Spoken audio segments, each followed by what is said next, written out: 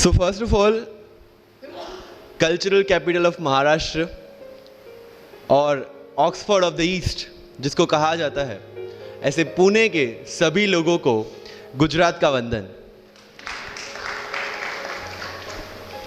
Last player, लंबी पारी खेलनी थी लेकिन टाइम हमारे पास बहुत कम है। जितना एसेंशियल है, जितना बहुत इंपॉर्टेंट है, उतनी चीज़ें मुझे बतानी है। सी, यूपीएससी हो या मैंने जीपीएससी क्लियर किया क्लास 1, गुजरात में रैंक 34 था। यूपीएससी क्लियर किया, rank 570, IPS, becoming the youngest IPS of Gujarat at such a early age, and then people come to you and बोलते हैं आप बहुत नसीबदार है, यू आर वेरी लकी।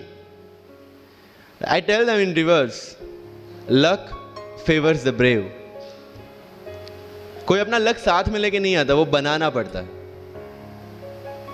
अगर आपके पास रिस्क लेने का एटीट्यूड है, सी मैं गुजराती हूं and we know the business, and business का एक ही फंडा है, higher the risk higher the profit.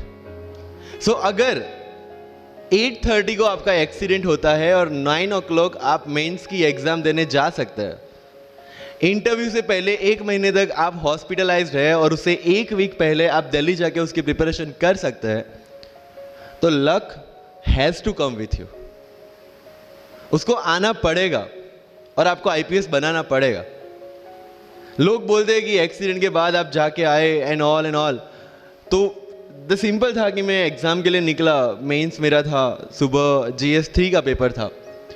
8:30 को मेरा स्कूटी स्लिप हो गया, मेरा लिगामेंट इंजरी हो गया, लेफ्ट हैंड में इंजरी था, सीट से ब्लीडिंग हो रहा था। लेकिन मेरे पास 2 ऑप्शन थे। मैं खड़ा हुआ, मैंने देखा, okay my right hand is safe, and I decided I will go to the exam hall and write the exam. मेरे पास 2 ही ऑप्शन थे, या तो मैं वहां से उठ के रोने लगूं, यार मेरे साथ ही ऐसा क्यों हुआ, मेरा एक्सीडेंट हो गया, मेरा मेंस खराब हो गया, और हॉस्पिटल जाओ। या दूसरा ऑप्शन था कि मैं देखूं कि मैं 3 घंटे और सर्वाइव कर सकता हूं। हाँ, कर सकता हूं। मैं मेंस के लिए एग्जाम हॉल में गया। ये जितने भी फोटोग्राफ्स लगे हैं, सर ने जैसे बताया कि जितने भी इंसान सक्सेसफुल हुए, अगर आप उसकी लाइफ स्टोरी देखेंगे तो कहीं ना कहीं एक मोमेंट आता है जहां पे वो इंसान की जो स्ट्रगल है वो पीक पे हो जाते हैं। वो इस मोमेंट पे आपको डिसाइड करना है कि आपको वहां से यू टर्न लेना है या आपको वहां से आगे निकलना है। इन सब लोगों ने डिसाइड किया कि उनको वहां से आगे निकलना है, एंड दैट इज द फंडा ऑफ लाइफ। सक्सेस उन्हीं को मिलता है जो इस स्ट्रगल वाले मोमेंट से आगे निकलने की सोचते हैं। जब भी आपको लगे कि आपके सिर पे बहुत मुसीबत है, जब भी आपको लगे कि आप हर तरह से गिर चुके हैं, जब भी आपको लगे कि आपके पास कोई ऑप्शन नहीं है, तब एक चीज आप अपने दिमाग में लाइएगा कि यही मोमेंट है जहां से आपकी तकदीर बदलने वाली है। क्योंकि डायमंड जो होता है वो जितना ज्यादा घिसता है उतनी ज्यादा उसकी वैल्यू होती है। सोना जो होता है वो जितना ज्यादा तपता है उतनी उसकी वैल्यू होती है। अगर आप जिंदगी में तप रहे हैं, अगर आप जिंदगी में घिस रहे हैं, अगर आपको लग रहा है कि आप हर तरह से मुसीबतों में गिरे हुए हैं, तभी आपकी जो वैल्यू है वो बढ़ने वाली है। और यही मेरा एटीट्यूड रहा है। लोग बोलते हैं कि तुम्हारी फाइनेंशियल कंडीशन ठीक नहीं थी, पापा इलेक्ट्रिशियन थे, मम्मी हाउसवाइफ थी, डायमंड के कारखाने में काम करती थी, उसके बाद उन्होंने मैरिज में रोटियां बनाने का काम किया, और उस तरह से मैं पढ़ा। लेकिन जब मुझे पूछा जाता है कि ऐसी कौन सी चीज़ है आपकी लाइफ में जो आप बदलना चाहते हो, एंड आई सेड नथिंग। क्योंकि अगर वो चीज़ें नहीं होती मेरी लाइफ में तो शायद आज आपके सामने मैं नहीं होता। तो अगर लाइफ में प्रॉब्लम्स है, अगर लाइफ में स्ट्रगल है, जैसे सर ने बताया struggle is a part of life, and I strongly believe in that. क्योंकि अगर हम दिल्ली में थे, मेरे दोस्त के साथ में निकला बाहर घूमने, तो बोलता है यार ऐसी लाइफ चाहिए, कोई मगजमारी नहीं, आराम से बैठते हैं पूरे दिन एसी वाले कमरे में, बहुत सारे पैसे हैं और कोई टेंशन नहीं, ऐसी लाइफ चाहिए मुझे। मेरे पास ऑप्शन है। बोलते क्या? बोला देख सामने ATM का रूम दिख रहा है, एसी वाला कमरा है, बहुत सारे पैसे, कोई मगजमारी नहीं, जॉब ले ले। क्यों IAS IPS में दिमाग खराब कर रहा है? अगर स्ट्रगल नहीं चाहिए तो you have to compromise with that life. जब भारत वर्ष का सपना चंद्रगुप्त ने देखा, चाणक्य ने देखा, और उस भारतवर्ष को बनाने के लिए जब ये संघर्ष जारी था, और तब राजा धनानंद की डॉटर दूरदराज से चंद्रगुप्त को प्यार हो जाता है, और जब चाणक्य उनको बोलते कि नहीं, तुम्हें उससे दूर रहना है, और तब चंद्रगुप्त बोलता है, आचार्य कभी कभी सोचता हूँ कि जिंदगी में या ये भारत के सम्राट बनने के लिए इतना त्याग, इतना बलिदान ना देना होता तो। और तब चाणक्य रिप्लाई करते हैं, तो हर कोई भारत का सम्राट होता। This is the fundamental rule of life. अगर आईएएस बनने के लिए, आईपीएस बनने के लिए सेक्रीफाइस करना नहीं पड़ेगा, अगर उसके लिए आपको त्याग नहीं करना पड़ेगा, तो आज पूरे इंडिया में हर घर में आपको आईएएस आईपीएस मिल जाएंगे। So when you are entering into this game of UPSC or MPSC, make sure that you have to sacrifice anything which will take you to your goal. लेकिन प्रॉब्लम ये है कि हमें टेंशन होती है, यार दोस्त की एंगेजमेंट है, उसकी बर्थडे पार्टी है, उसकी शादी है, अटेंड नहीं करूँगा तो बोलेगा मैं तेरी शादी में नहीं आऊँगा, एंड ऑल। लेकिन बिलीव मी, जब आप आईएएस बन जाओगे, वो सामने से याद दिलाएगा, भाई इनविटेशन कार्ड नहीं भेजा तूने। समझ रहे हो? तो जो कुछ भी इसके लिए सेक्रीफाइस कर रहे हो, वो जब आप उस पोस्ट पे पहुंचोगे, सब कुछ वर्थ है, सब कुछ। मेरा इंटरव्यू था यूपीएससी का, मुझे एग्जैक्ट डेट याद है, 23 मार्च को मेरा इंटरव्यू था। 20 फरवरी को मुझे हॉस्पिटल में एडमिट किया गया क्योंकि मुझे इन्फेक्शन हो गया था बॉडी में, एंड बहुत हाई फीवर था, तो आईवी के अलावा कोई ऑप्शन नहीं था। 1 मार्च को ठीक होके मैंने सोचा चलो दिल्ली निकलते हैं। 2 मार्च को मैं दिल्ली पहुंचा। 3 मार्च को वापस से टॉन्सिलाइटिस का अटैक होने की वजह से फ्लाइट लेके वापस से पालनपुर, अहमदाबाद, अगेन हॉस्पिटलाइजेशन। 15 मार्च को I got relieved from the hospital. 16 मार्च को मैं दिल्ली पहुंचा, और 23 मार्च को I gave my UPSC interview. तो 1 महीने का hospitalisation.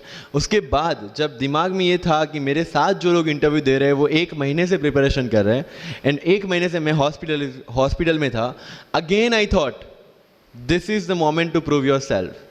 I went to the interview, और पूरे इंडिया में 2nd highest marks in interview. This is not to say कि मैंने कितना अचीवमेंट लिया, this is just to say UPSC is all about this. मैंने कोई प्रिपरेशन नहीं की थी यूपीएससी के लिए, इंटरव्यू के लिए, and again I scored good marks in interview, because UPSC सिर्फ आपका नॉलेज चेक नहीं करता।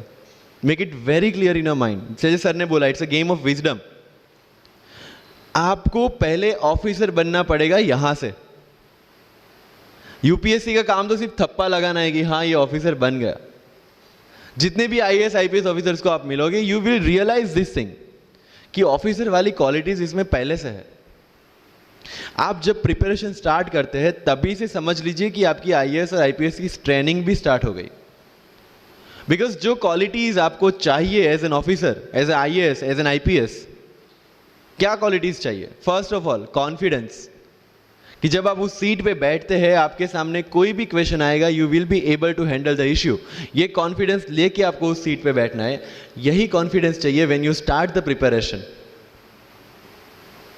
डिसीजन मेकिंग, अगर हर एक टॉपिक पे आप हर एक कोई पूछने जाते हैं, भाई इसमें कौन सी बुक पढूं, इसमें क्या पढूं, इसमें क्या करूं, then you are not suitable for this exam. लोग बोलते हैं कि 1 साल में प्रिपरेशन, जैसे मैंने जून 2016 में मैं दिल्ली गया, और जून 2017 में मैं अपियर हुआ, and I clear UPSC and GPSC. People से कि सर 1 साल की मेहनत में आपने एग्जाम क्लियर कर दिया। यस, टेबल और चेयर पे बैठ के करने वाली मेहनत 1 साल की थी, लेकिन उसके पीछे की मेंटल प्रिपरेशन कितनी पुरानी थी। जब मैं प्राइमरी स्कूल में था तब सोचा था कि आईएएस बनना है, और तब से मेरी जो जर्नी है, तब से मेरा जो टेम्परामेंट है, तब से मेरा जो एटीट्यूड है, वो इसी डायरेक्शन में था। जब कॉलेज में था तब मैंने एनजीओ स्टार्ट किया, 3 एनजीओ से मैं जुड़ा था। जब लोग सोशल मीडिया, व्हाट्सएप और फेसबुक पे बिजी थे, मैं वहाँ स्लम में जाके बच्चों को पढ़ा रहा था। क्यों?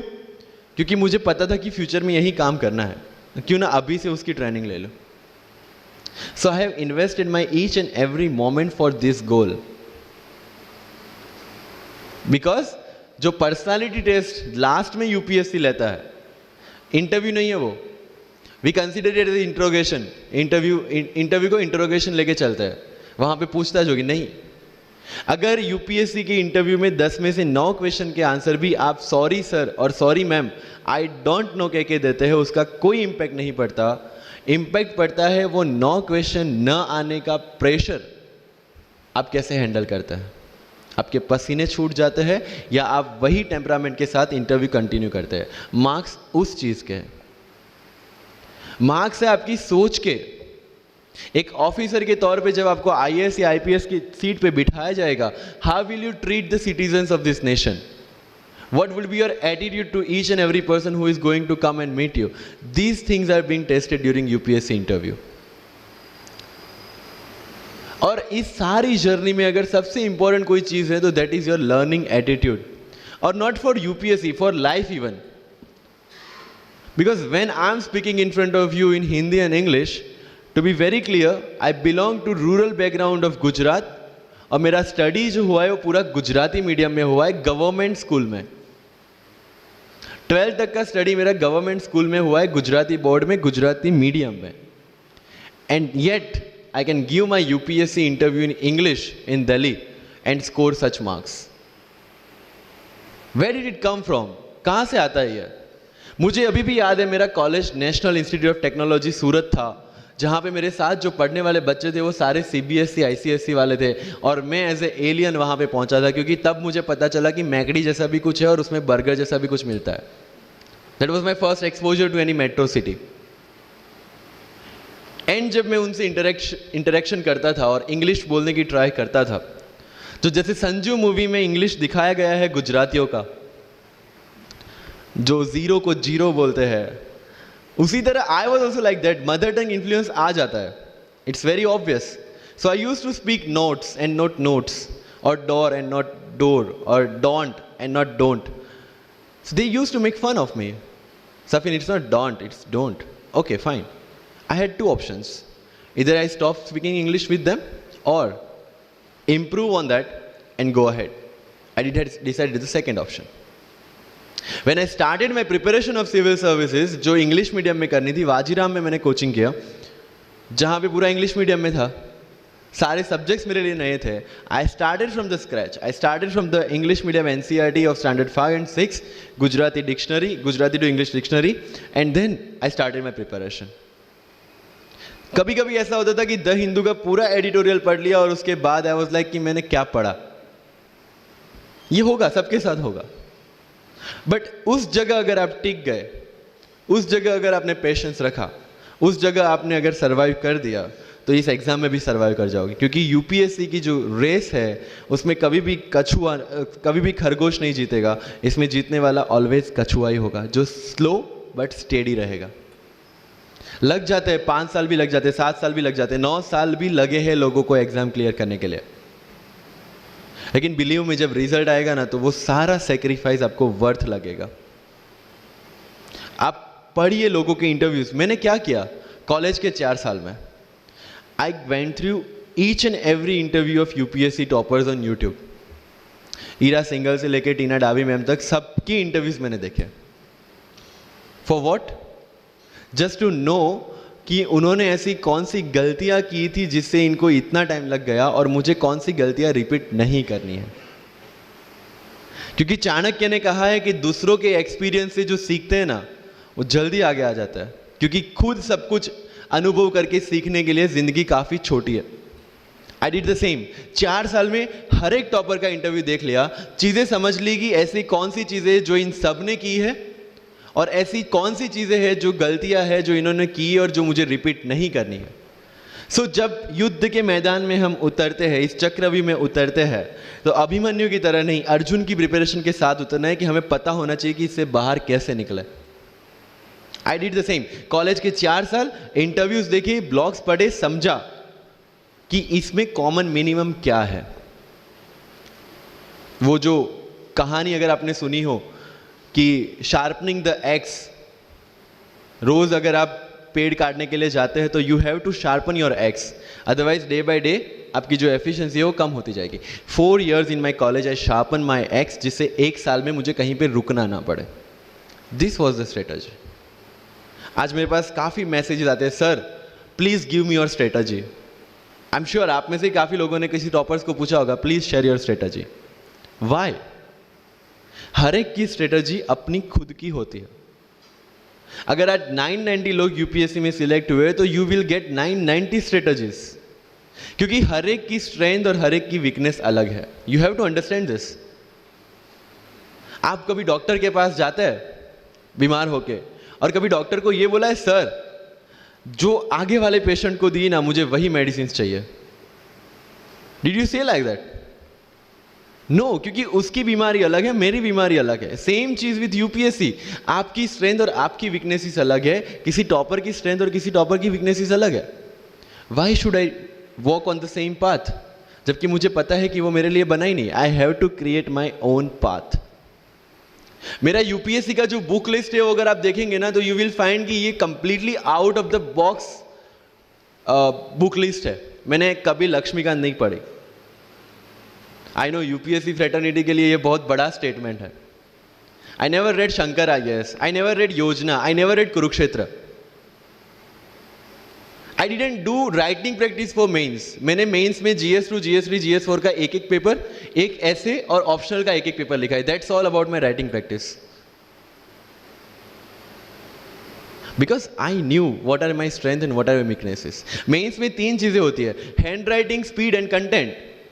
When I was so sure about my handwriting and my speed, why should I waste my time on writing the papers? Instead of that, I focused on improving my content. Getting my point? So if you are the aspirant की जिसको लगता है कि 3 घंटे में मेरे से paper finish नहीं होता, then go for writing practice. Then write as much as you can because you need that.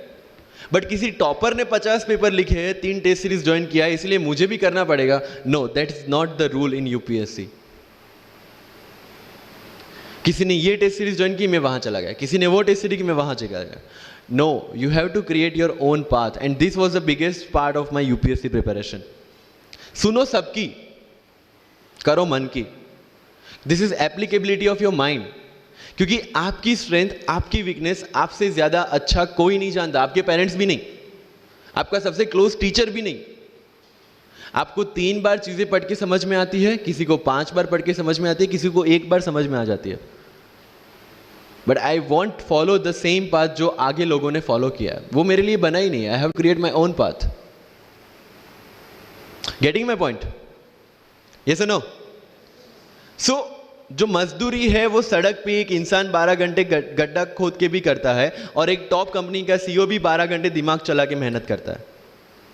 लेकिन how he is different from that person on the road? Because he uses his mind. In UPSC we are suppose to do the same. मुझे पता चला कि भाई लक्ष्मीकांत मेरी mains की requirement fulfil नहीं करता, प्रीलिम्स जैसे सर ने बताया was not in to consideration. I know कि उसमें सिर्फ एक ब्रिज क्रॉस करना है, एक हर्डल क्रॉस करना है। अगर मैं प्रीलिम्स में 180 भी लेके आया, 190, इवन 200 भी लेके आया, तो मेंस में तो मैं सबके बराबर ही खड़ा हूं। Why to waste your time and energy on something which is just qualifying? Instead of that, put your focus and energy to something, mains and interview, कि जिसकी वजह से आपको सर्विस मिलना है। Good marks in mains ensure that you are in the list. Good marks in interview ensure that you get the service of your preference. Prelims is about quality. Mains is about quantity. Prelims में always मेरा target एक ही था, जो भी test में देता था, जो भी मैं सॉल्व करता था, I just need to cross 120, that's all. जितना सेफली मैं 120 क्रॉस कर लेता था, I put the paper aside, क्योंकि आज तक यूपीएससी का कट ऑफ कभी 120 से ऊपर गया नहीं और जाने वाला नहीं है। That was very clear in my mind. So minimum risk लेके मैक्सिमम आउटपुट लेना, वो प्रीलिम्स का काम था। एंड उसके लिए आपको सिर्फ प्रैक्टिस ही चाहिए। As sir said, there is no separate preparation for prelims. What I did, January तक मेंस ओरिएंटेड प्रिपरेशन, February से I started test series. Vajiram में January से टेस्ट सीरीज स्टार्ट हो जाती है। I started test series, I started revising the things and then prelims आ गया, दे दिया, खत्म। Even I am telling you, 27th of April को मेरा रिजल्ट आया सिविल सर्विस 2017 का। I got 570 rank. I was sure that I'll get IPS, but again that IAS वाली चीज़, तो फॉर्म फिलअप किया हुआ था। I'm like, okay चलो दे देते आई। सो 15-20 दिन तो सेलिब्रेशन में निकल गए, रिजल्ट आया, आईपीएस बन गए, अच्छा है, चलो सही। बाकी बचे थे मेरे पास 1 वीक 1.5 वीक, जिसमें से मेरे पास पढ़ना, तो पढ़ूँ क्या, आई टुक विजन 365 जिसमें से मैंने पढ़ना स्टार्ट किया, वो भी not with full heart you know, क्योंकि एक बार जो आपका सेलिब्रेशन चल रहा है एक सेंस ऑफ सिक्योरिटी आ जाती है। मैंने जैसे तैसे किया, लेकिन विजन में से इस बार कुछ पूछा नहीं, किसी में से कुछ नहीं पूछा 2018 में तो, but still I clear the prelims based on the last year preparation. मेरे साथ जिन्होंने 2018 की प्रिपरेशन की थी, जो 12 साल से 18 के लिए जो लड़ रहे थे, they couldn't clear the exam. Why? Because prelims is just a mind game, you have to understand that. सबसे अच्छी बात प्रीलिम्स में ये है कि आंसर आपकी आंखों के सामने है, जो मेंस और इंटरव्यू में नहीं है। So it's the most safest game. You just need to understand the trick which UPSC follows, where it can misguide you. तो अगर आपने यूपीएससी के पिछले 15-20 साल के पेपर आपने देख लिए हैं, तो आपको समझ में आ जाएगा कि यहां पे गड्ढा है। अगर यूपीएससी ने इस टाइप का स्टेटमेंट रखा है तो you have to be careful about this. But होता यह है कि हम विजन वाजीराम की टेस्ट सीरीज करके जाते हैं, हमारा माइंडसेट उस हिसाब से बन गया है, and then we try to attempt UPSC. So मेरा स्ट्रिक्टली एक ही चीज आपको कहना है कि अगर आपका प्रीलिम्स जून में है तो मिड ऑफ मई तक सारी टेस्ट सीरीज खत्म कीजिए। लास्ट 15 डेज में सिर्फ यूपीएससी के प्रीवियस ईयर के पेपर्स कीजिए, तो आपका जो माइंडसेट है वो यूपीएससी एंगल से सेट हो जाएगा। फिर you will not target the prelims exam from Vision और Vajiram point of view, you will do it from UPSC point of view. This is mind game. See, this can not be taught in any class और this can not be written in any book. This you have to understand by yourself. Wisdom जो sir ने बोला, अगर 5 लाख लोग prelims में बैठते हैं और 15,000 क्वालिफाई करते हैं, what is different with those 15,000? There are certain keys जो आपको पकड़नी है प्रीलिम्स के लिए। Test series is a practice test. हम क्या करते हैं, टेस्ट सीरीज दे दिया, मार्क्स देख लिए, खत्म। No, that is not for your evaluation, that is part of your learning process. What I used to do sir, कि वाजीराम का जब टेस्ट खत्म होता था, मैं घर पे आके खुद उसकी की बनाता था। How does it help you? It helps me to understand the entire topic again. 1 to 100 question, 100 topics, again you are revising. Key में क्या होता है, जो 4 ऑप्शन दिए उसके इर्द गिर्द ही पूरा सॉल्यूशन देता है। जब आप गूगल पे पढ़ते हैं, you understand the whole topic again. तो अगर सेम टॉपिक में से कोई और क्वेश्चन भी आ जाता है, you have already revise the things. This is how you will practice for prelims. अगर कहीं पे भी टाइम इन्वेस्ट कर रहे हो, you have to get optimum output out of that. लोग करंट अफेयर्स के नोट्स बनाते हैं न्यूज़पेपर पढ़ के। I never made any notes. Why? जब कोचिंग क्लासेस इतना पैसा दे के उनके लोगों को बिठा के न्यूज़पेपर में से, पीआईबी में से, पीआरएस में इतना अच्छा मंथली मैगजीन प्रिपेयर करते हैं, what's the need for me to write down the same thing again in my notes? उससे बेटर है कि मैं वो मंथली मैगजीन बार बार रिवाइज कर लूँ। वाजीराम में एक सिस्टम है, 500 लोगों का क्लास होता है। अगर आपको फ्रंट रो में बैठना है तो you have to go 1 hour early. So मैं 1 घंटे पहले जाता था, लेकिन 1 घंटे पहले जाके लोग वहां क्या करते थे, they started discussing the things जिनके बारे में उनको खुद को पता नहीं होता। What I used to do, putting on my headphone, taking the monthly magazine and going through the sections 1 by 1। 1 साल मंथली मैगजीन को 1 घंटे वहां बैठ के ही रिवाइज किया है, no extra time for that. और इसी हिसाब से प्रीलिम्स के पहले मेरे मंथली मैगजीन 5 बार रिवाइज हो चुके थे। That give you the confidence to go for the prelims exam. Revision, हर बार क्या होता है प्रीलिम्स में जाते हैं, एक क्वेश्चन देखा, 2 ऑप्शन पता है, 2 ऑप्शन नहीं पता है, होता है यूपीएससी में, इट्स वेरी कॉमन। 2 ऑप्शन पता है, that means you have read that topic. 2 option नहीं पता, that means you lack clarity on that topic. ये डिलेमा वाले क्वेश्चंस जितने कम, आइदर आपको आता है और नहीं आता है, दैट्स ऑल। जितने ज्यादा क्वेश्चंस में डिलेमा, उतना आपका रिवीजन ज्यादा चाहिए, उतनी आपकी क्लैरिटी कम है। This is simple test for checking out कि आपकी प्रिपरेशन कहां तक पहुंची है। जब भी टेस्ट लेके बैठो, टॉपिक है, अगर पढ़ा हुआ है तो यू मस्ट नो एवरीथिंग, अगर नहीं पढ़ा है that's not the issue. See, you just need to score 60% और 70% in prelims, same thing 50% in mains. So there is no one who can clear the 100% syllabus of UPSC. आज तक UPSC, GPSC दोनों first attempt में clear करने के बाद भी, if I am asked something from medieval India, I don't know anything. पढ़ा ही नहीं, मैंने स्किप कर दिया। मुझे पता है कि अगर 2 क्वेश्चन पूछते हैं प्रीलिम्स में, why to invest such a time on that, instead of मैं पॉलिटी और इकोनॉमी का रिवीजन ना करूं जिसमें से श्योर क्वेश्चन आने, या फिर मैं इकोनॉमी और एनवायरमेंट ना पढ़ूं जिसमें से 15-20 क्वेश्चन श्योरली आने हैं. Why to waste some time on something which is very uncertain in exam. And believe me, जब मैंने मेडिवल छोड़ा, मैं सर के पास गया था, ही माइट नॉट रिमेंबर, लेकिन मुझे याद है. मैं बोला सर मेडिवल पढ़ूं? बोलते क्वेश्चन पूछते तो नहीं है मेडिवल में, लेकिन मैं ये नहीं कहूँगा कि तुम मेडिवल मत पढ़ो. क्वेश्चन आ गए तो. एंड आई अंडरस्टूड सर, समझदार को इशारा काफ़ी है. I left the portion and 2017 के प्रीलिम्स में एक भी क्वेश्चन मेडिवल से नहीं है. अब इसको आप लक बोलोगे, बट ये लक तब बना जब मैंने कोई डिसीजन लिया. समझ रहे हो, राइट? तो सी यूपीएससी मैंने पहले भी अपने इंटरव्यूज में कहा और आज फिर से कर रहा हूं, it's just a mind game. It's just a mind game. चीज़ों को समझना है. मेंस में अगर मैंने आंसर राइटिंग नहीं किया तो I should not gate demotivated, because मुझे पता है कि मुझे उसकी ज़रूरत नहीं है. आपकी ज़रूरतें आपको पता होनी चाहिए कि आपको किस चीज़ में. I was very sure in my mind कि अगर मुझे फर्स्ट अटेम्प्ट में क्लियर करना है तो मुझे कोचिंग चाहिए. That was very clear in my mind. जब मैंने सोचा कि कोचिंग करना है, वाजीराम में करना है, क्योंकि I research a lot about coaching institutions, तब मैं डिसीजन पे पहुंचा कि वाजीराम में करना है. पता चला कि वहाँ की फीस 1.5 लाख है, रहने का खर्चा 3-3.5 लाख तो आराम से हो जाएगा. अरे घर में टोटल सेविंग 10,000 से ज़्यादा नहीं थी उस time. But I saw the dream, करना है, यहीं से करना है. एंड फिर गांव से एक बिजनेसमैन ने बोला कि ठीक है, you go to Delhi, you pursue your dream, I will finance your expenditures. But ये तब हो पाया जब I saw the dream without considering the situations. इसलिए ओम शांति ओम का एक डायलॉग जो मुझे सबसे ज़्यादा फेवरेट है, अगर किसी चीज़ को पूरी शिद्दत से चाहो तो सारी कायनात तुम्हें उससे मिलाने की साजिश में लग जाती है. मेरे साथ ऐसा ही हुआ, क्योंकि मैंने शिद्दत से चाहा था यूपीएससी को. और जिस दिन दिल्ली में मैंने पैर रखा था, उसी दिन मेरे दिमाग में क्लियर था कि मेरा फर्स्ट अटेम्प्ट ही मेरा फाइनल अटेम्प्ट होगा. इस मेंटालिटी के साथ, सी होप्स वी कैन डू, हम ड्रीम्स देख सकते हैं, रिजल्ट क्या आना है वो अपने हाथ में नहीं है. तो जब प्रिपरेशन कर रहे हो और अगर दिमाग में आता है होगा कि नहीं होगा, होगा कि नहीं होगा, टेल मी वन थिंग, वो आपके हाथ में है क्या?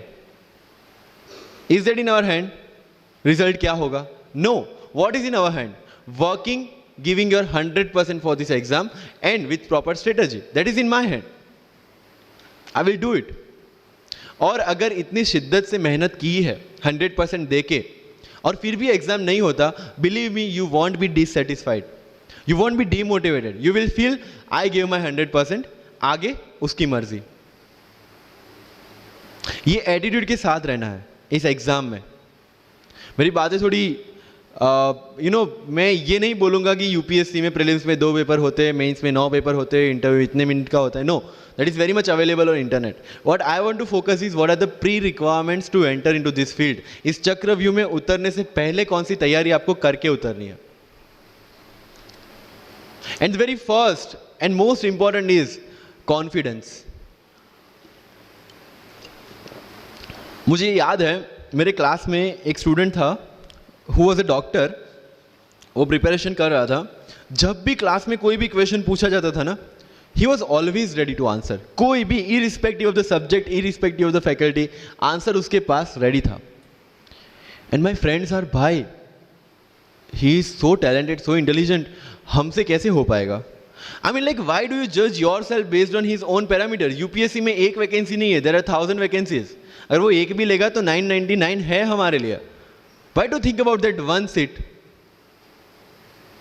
And he couldn't clear the prelims of that year, even 2018 wala bhi. So understand this. It's not about your intelligence. It's not about how much you know. It's about how well you can express the things. So अगर mains में questions के answer लिखने हैं, facts लिख के आ जाओगे, you will feel that you won't get selected in exam. Because it's about understanding. You have to connect the links. Current affairs में अगर कुछ पूछा है तो उसको बेसिक्स के साथ आप कैसे कनेक्ट कर रहे हैं. अगर ज्योग्राफी में कुछ पूछा है तो हिस्ट्री के साथ आप कैसे कनेक्ट कर सकते हैं. हिस्ट्री में कुछ पूछा है तो इसको इकोनॉमिक्स के साथ, सोसाइटी के साथ कैसे कनेक्ट कर रहे हैं. These are the things you need to learn in UPSC. But इन सारी चीज़ों के लिए whether you appear for prelims, whether you appear for mains, or whether you appear for interview, one thing is very much needed, that is your confidence. और कहाँ टूटता है ये confidence? If I am reading current affairs for vision IAS और मेरा दोस्त insight लेके बैठा है, तब मेरे में इनसिक्योरिटी आ गई, यार ये इनसाइट पढ़ रहा है, मैं विजन कर रहा हूँ, कहीं छूट गया तो? आपने इनसाइट स्टार्ट किया, फिर कोई नेक्स्ट IAS का लेके आ गया, यू विल फील लाइक यार नेक्स्ट IAS करना पड़ेगा। उसने नेक्स्ट IAS, आपने नेक्स्ट कोई वाजीराम लेके आ गया, कहाँ पे भटकेंगे? You have to stick to one resource, क्योंकि UPSC का सिलेबस सेम है, हर एक क्लासेस का मटेरियल सेम है। डिफरेंस कहाँ आता है कि 10 बुक लोग एक बार पढ़ते हैं, एक बुक आप 10 बार पढ़ रहे हैं। मुझे याद है जब मैं ये 1 घंटे में वाजीराम का करंट अफेयर्स पढ़ता था, वहां पे बैठ के everybody was with Vision IAS current affairs, but I was very much clear कि विजन के करंट अफेयर से they can clear the prelims, but mains का कंटेंट नहीं मिलेगा। जो मैं पढ़ रहा था that was specifically design for mains, and I continue this Vajiram without getting affected what other people are doing. Coaching में भी ये सेम होगा, your classmates will be doing something, you will be doing something. जब लोग ने लक्ष्मीकांत नहीं किया I didn't do Lakshmikant, I didn't read Yojana, I didn't read Kurukshetra, but I was so sure about my mind कि इसकी ज़रूरत नहीं है। योजना में करते क्या है, किसी एक टॉपिक के जितने भी करंट इनिशिएटिव है गवर्नमेंट के, उसको बना के एक पूरा मैगजीन बना दिया। When you are reading the newspaper, when you are watching the Rajya Sabha TV, when you are reading the monthly magazines, जो सारी करंट अफेयर्स को ही कवर कर रहा है, तो उसी चीज़ों को उन्होंने सेग्रीगेट करके अलग दिया है। अब उसमें आप 3 घंटे अलग से वेस्ट करो, उससे बेटर है कि वो 3 घंटे उसी चीजों पे डालो जहां पे आपने ऑलरेडी पढ़ रखा है। So with minimum material, minimum required material, you have to give your optimum output. Multiple resources ले जाने का कोई मतलब नहीं है, you will be confuse. And जो फर्स्ट टाइमर्स है उनके लिए बोल रहा हूं कि your first attempt your best attempt, क्योंकि आपके पास लिमिटेड होता है। क्या होता है, ज्यादा पढ़ के जाते हैं ना जब मेंस में, ये लिखूं वो लिखूं ये लिखूं, उसी में कंफ्यूज। उसमें आता ही बहुत लिमिटेड है, लिखना भी लिमिटेड ही है, right? So it's about your limited knowledge with maximum understanding. अगर किसी चीज को आप समझते हैं तो उसको अच्छी तरह से सारे डायमेंशंस को ध्यान में रखते हुए समझ लीजिए, दैट्स ऑल। मैंने जब UPSC के बेस पे GPSC का एग्जाम दिया, Gujarat public service commission class 1, तो मैंने कोई GPSC के लिए अलग प्रिपरेशन नहीं किया था। जो UPSC का प्रिपरेशन था उसी के दम पे GPSC का एग्जाम दिया, लेकिन सिलेबस कितना टारगेट किया, जो दोनों में कॉमन था। उस कॉमन सिलेबस के बेस पे मैं गुजरात में ऑल गुजरात रैंक 34 ला पाया। And one more interesting thing is that I did my entire preparation in English from scratch to the end in Vajiram, which is English medium institution. I wrote my mains in Gujarati, entire mains, with Gujarati literature as an optional subject, for which I didn't prepare in Delhi. See the level of uncertainties. But that was well designed according to my strength and my weaknesses. I knew कि मेरा schooling Gujarati medium में हुआ है, the way I can express in Gujarati, I cannot express in English, and UPSC mains is all about ethics, essay and optional, in which you have to write your own thoughts. Why should not I join Gujarati medium? Preparation English में था, लेकिन वो किस लिए था? To understand something. Once you have understood something, you can represent in English as well, Gujarati as well, Hindi as well. So medium का तो कोई question UPSC में कहीं पे भी नहीं आता है, believe me. If you have understood the things well, you can represent in any language. And UPSC don't see your fluency and accuracy in the language. It sees your clarity and the way you express the thoughts. So never ever be confused about your medium of exam. Choose the medium जहाँ पे आपको लगता है कि आप अपना 100% दे सकते हैं। और अगर फिर भी confusion है, take a essay topic, write down one essay in Marathi or Hindi or whichever language you are confused with, and write the same topic in English. Get it evaluated by yourself only and see where you have given your 100% and optimum output. That is your language which you can choose for the mains. That's all. UPSC में interview English में दे या हिंदी में दे, जिस language में आप अच्छे से clarify कर सकते उसी लैंग्वेज में देना है, दैट्स ऑल। सर कितने घंटे पढ़े? 1 टेस्ट। रात को जब सोने जाते हो अपने आप से पूछो कि आज के दिन में कितना टाइम वेस्ट किया। वो वेस्ट होता टाइम जब कम होता दिखे, समझ लेना कि you are on the right track. Never ever go with the quantitative parameters. 2 chapter खत्म करने हैं, 5 चैप्टर खत्म करने हैं, 15 घंटे पढ़ना है। No, it's very mechanical. You have to be very careful about these things. And one very, very clear thing which the classmates of mine have done the mistake, never go for any shortcut. It will never help you in UPSC. लोग क्या करेंगे? Monthly magazine पढ़ेंगे through out the preparation, और फिर last 2 महीने में they will take 365। जब पढ़ा है और उसी में से वो मटेरियल बना है, तो जो चीजें पढ़ी है उसी को बार बार रिवाइज करने का क्यों हम नहीं सोचते? When you will read one thing for 5 times, 6 times, believe me, you will get the thorough understanding of that particular topic. But अगर सेम टॉपिक को आप किसी और बुक में से पढ़ेंगे ना, you will have to start from the scratch. क्योंकि माइंड की मेमोरी जो जिस हिसाब से काम करती है, आपको उस हिसाब से काम लेना है उसके पास से। I have never asked any senior about sir इसके लिए कौन सी बुक पढ़े, इसके लिए क्या करें।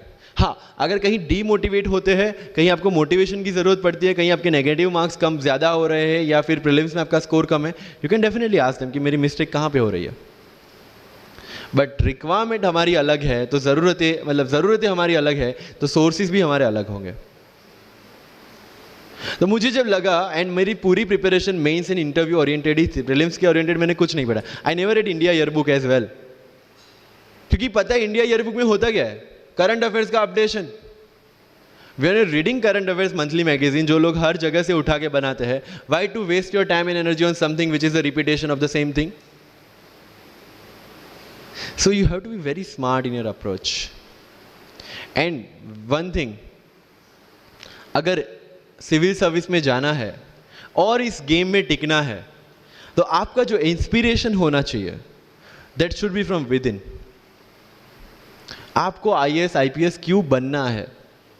This is the fundamental question. और जब भी डीमोटिवेशन जैसा लगे, जब भी लगे कि मेरे से नहीं हो पा रहा है, ask this question to yourself. अगर कन्विक्शन स्ट्रांग होगा क्यों बनना है, you will be able to stay in this game. लेकिन अगर पैसों के लिए जाना है, मटीरियलिस्टिक गोल्स लेके जाना है, believe me, UPSC checks our presentation, but God checks our intention. This is very much clear, which I have felt, which I have seen. With what intentions you want to enter into service matters a lot. If you feel for the downtrodden, if you feel that you want to work for the nation, if you feel that you want to give something to the society, then only come into this service. If you want to make money, join some corporation. So with clear intentions, with clear inspiration, you have to enter into this game, and with lots of confidence. Don't take certificate from others. आज तक life में हमने यही किया है। अगर किसी marriage में भी एकदम बन ठन के गए हैं, लेकिन जब तक सामने वाला मुझे नहीं बोलता dude you look good today, हमें सेटिस्फेक्शन नहीं होता। Isn't it? We want certificate from others. No. कोई जब तक मुझे आके नहीं बोलता कि तेरे से यूपीएससी हो पाएगा, तब तक मुझे खुद कॉन्फिडेंस नहीं होता कि मुझे यूपीएससी करना चाहिए नहीं करना चाहिए। या अगर कोई मुझे आके बोल देता है कि भाई 3, 4 साल 5 साल तो लग ही जाएंगे, तेरे बस की चीज़ नहीं है, अगेन मैं सोचने बैठ जाता हूँ। कुछ लोग तो, मेरे गुजरात में तो ये कल्चर है, यहाँ पे ये कल्चर है नहीं पता, लेकिन सम पीपल थिंक पहले एमपीएससी कर लो, पहले क्लास 3 क्लास 2 कर लो, फिर यूपीएससी के बारे में सोचो। ऐसा है यहाँ पे? यस और no? But you have to understand कि एमपीएससी जो है, जो क्लास 3 क्लास 2 एग्जाम्स है, उसकी रिक्वायरमेंट यूपीएससी की रिक्वायरमेंट से कंप्लीटली अलग है। अगर एमपीएससी ये पूछता है कि स्टैच्यू ऑफ यूनिटी कहाँ बना है या किसने बनाया है, उसमें कितना केजी गोल्ड यूज हुआ है या उसका आर्किटेक्ट कौन था, UPSC will ask statue of unity होना चाहिए या ना होना चाहिए। This people will ask you Panipat का फर्स्ट बैटल कहाँ पे हुआ था, सेकंड कहाँ पे हुआ था, थर्ड कहाँ पे हुआ था, कौन जीता था, कौन हारा था, कहाँ से आए थे. यूपीएससी विल आस्क यू सारे बैटल्स पानीपत में ही क्यों हुए थे. So UPSC is never about where, when and what, it's about how and why. So जो भी चीजें आप पढ़ रहे हैं, जितनी भी चीजें आपके आसपास आ रही है, ask the question why and ask the question how, without getting biased. One thing is very much needed for this service is your critical attitude toward everything without getting influence from anyone and anything. You are not supposed to get influenced by any ideology. You are not supposed to get influenced by any one person. One thing is your guiding torch throughout this exam and throughout your life should be the Constitution of India and the philosophy of the Constitution of India. No party philosophy required. So अगर कोई चीज हो रही है, I have only one thing to do: check the merits, check the demerits, propose the solution. If there is a demonetization, what will be the advantage, what will be the disadvantage, what could have been done and what should be done. That's all. Being an IAS or IPS, you have to do the same. But again मैंने जो बोला कि बन के जो करना है उसकी ट्रेनिंग आपकी अभी से स्टार्ट हो गई है. किसी व्यक्ति विशेष के इन्फ्लुएंस में आके या किसी विचारधारा के इन्फ्लुएंस में आगे अगर आपने ये एग्जाम की प्रिपरेशन स्टार्ट की, believe me, you are not going to score good in this exam. UPSC has its own checks and balances. Prelims खत्म कर लिया, मेंस में फिर से होगा, मेंस निकाल दिया, इंटरव्यू में फिर से होगा. देयर आर 3 स्टेप्स इसीलिए रखे गए हैं ताकि डिजर्विंग कैंडिडेट्स आ पाए. And if you have any reservation in your mind कि अगर मैंने मराठी मीडियम में रह के पढ़ाई की है, या मेरा फैमिली बैकग्राउंड अच्छा नहीं है, या मेरी एज ज़्यादा हो गई है, या मैं वर्किंग प्रोफेशनल हूँ, उसके साथ में कैसे एग्जाम करूँ, हर एक प्रॉब्लम के लिए we have the solutions and we have the examples जिन्होंने अलग अलग तरीके से प्रिपरेशन की है. All India rank 2 Anu Kumari madam 1.5 साल 2 साल के लिए अपने 2.5 साल के बच्चे को अपने से दूर रख के प्रिपरेशन किए at the age of 31 and she could become the IAS. या you can take the example of Ummul Kher कि जिसको 8वीं क्लास में घर से निकाल दिया ये बोल के कि हमारे घर में बच्चियाँ 8वीं से ज़्यादा नहीं पढ़ती, और उसी झोपड़पट्टी में रह के उसने पढ़ाई की, बच्चों को ट्यूशन्स दिया, 3 दिन 4 साल पुरानी रोटियां खाई, और उसके बाद भी जवाहरलाल नेहरू यूनिवर्सिटी में से PhD करके फर्स्ट अटेम्प्ट में यूपीएससी में ऑल इंडिया रैंक 400 समथिंग लेके आज शी इज़ डूइंग IRTS की training. And with the genetical disorder की उसके जो बोन डेंसिटी वो काफ़ी कम है, तो आज तक 16 से 17 तो उनके ऑपरेशन हो चुके हैं. Do we have any kind of limitations like this? कोई जेनेटिक डिसऑर्डर या घर से निकाल दिया गया हो या खुद मजदूरी करके पढ़ना है? No. Then what are the problems? All problems are here. अगर मैंने ये सोचा होता कि अब एक्सीडेंट हो गया, मेरे से नहीं लिखा जाता, तो नहीं लिख पाता मैं. मुझे किसी ने पूछ लिया कि सफ़ीन हसन के अचीवमेंट्स इतने हैं, इतना सब कुछ मतलब पा लिया है, what is the failure in your life? And I said there is no failure in my life, there are certain experiences in my life. If you want to make it success और failure, it's in your mind. अगर किसी चीज़ आपके साथ कुछ हुआ, उसमें से सीख के आगे बढ़ने का एटीट्यूड आपके पास होगा, UPSC is all yours.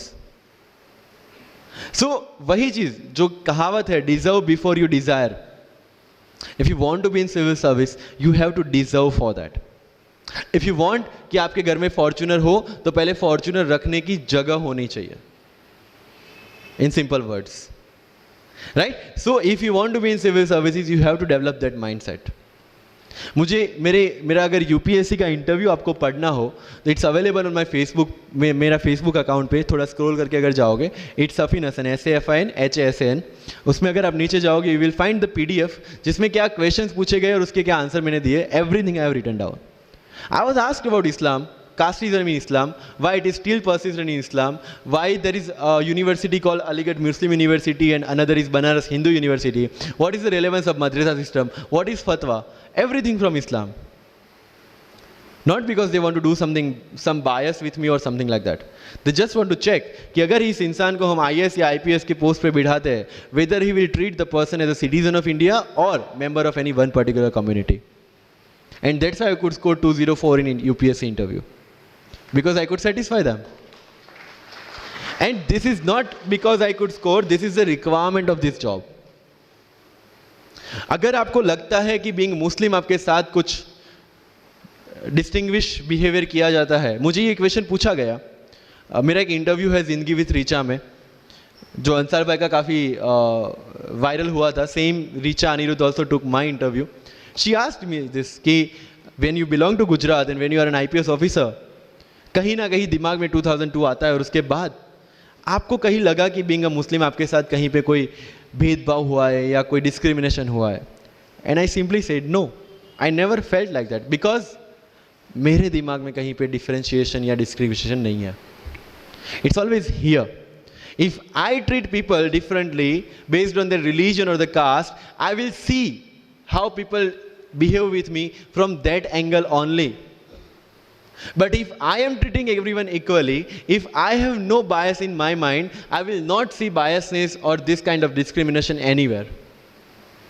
If you want to enter into this service, this is the first and foremost requirement, that you have the secular outlook, secular thinking, and thinking as per the Constitution of India. That's all. So जो मैं deserve before you desire की बात कर रहा हूँ, वो यहीं से शुरू होती है. एक IPS और IAS बनने के बाद आपको जो चीज़ें करनी है वो आपको यहीं से इम्बाइब करना स्टार्ट करना पड़ेगा. You can not go to each and everyone and ask इसके लिए क्या करूँ, उसके लिए क्या करूँ. You have the internet, find your questions and find your answers by yourself. When you will become an IAS, tell me one thing, collector का charge मिला आपको, कोई क्वेश्चन आया, you will go to 10 people and ask इसमें क्या करना चाहिए. No, you have to take the decision and act on that. Being an IPS, आपको कहीं पे मोब हैंडल करने जाना है, you cannot ask your subordinates or your constable, भाई इसमें क्या करूँ. You have to take decision. That decision making starts from here. मैं लक्ष्मीकांत पढ़ूँ, DD बासु पढ़ूँ, सुभाष कश्यप पढ़ूँ या किसी कोचिंग के नोट्स पढ़ूँ, you have to decide by your self according to your requirement. मैं द हिंदू पढ़ूँ या इंडियन एक्सप्रेस पढ़ूँ, मुझे जो चीज़ें ज़्यादा समझ में आती है, I read that thing. News तो सेम ही है, राइट. मुझे जो चीज़ें समझ में आती है और UPSC का जो रिक्वायरमेंट है, ये दोनों चीज़ें मुझे ध्यान में रखनी है. So with this 50 minutes of कथा, I will take 5 to 6 questions from your side, but last but not the least जो मुझे बताना है, and not for UPSC, GPSC, for the entire life, कि जितने भी कंप्लेंट्स आपकी लाइफ में है, मैं यहाँ से आता हूँ, मेरे पेरेंट्स ये करते हैं, मैं वो करता हूँ, मेरा इंग्लिश अच्छा नहीं है, मेरा मैथ्स अच्छा नहीं है, ये सारे हमने अपने आप को दिए हुए एक्सक्यूजेस है. You have to find the solution by your self. अगर इंग्लिश नहीं आता है, I can start with the 5th standard book, और 5th स्टैंडर्ड बुक से भी शुरुआत करने में अगर मुझे अपना ईगो बीच में आ रहा है, then I can not learn it at any stage of my life. Start with the 5th standard book, start listening English, start speaking English. अगर बोलने में शर्म आती है, अपने मोहल्ले के किसी 3-4 बच्चों को जो 1st 2nd स्टैंडर्ड में, उनको उठाओ और उनके साथ बातें करो. उनको वैसे भी समझ में नहीं आ और अपने को वैसे भी पता है अपन क्या बोल रहे हैं. Getting my point. तो अगर वहां पे भी अगर ईगो बीच में आ रहा है, start doing like this, start speaking. मैं 11th-12th में था, मुझे पता था मेरा इंग्लिश कैसा है, फिर भी आई यूज टू स्पीक इंग्लिश, क्योंकि मुझे पता है सामने वाले को तो वैसे भी समझ में नहीं आ रहा है. अगर किसी मूवी में इंग्लिश डायलॉग सुन लिया, पूरा दिन मेरे दिन मतलब जहां पे भी कोई भी बात करूंगा, मैं वहां पे वो डायलॉग घुसाऊंगा. This attitude should be there.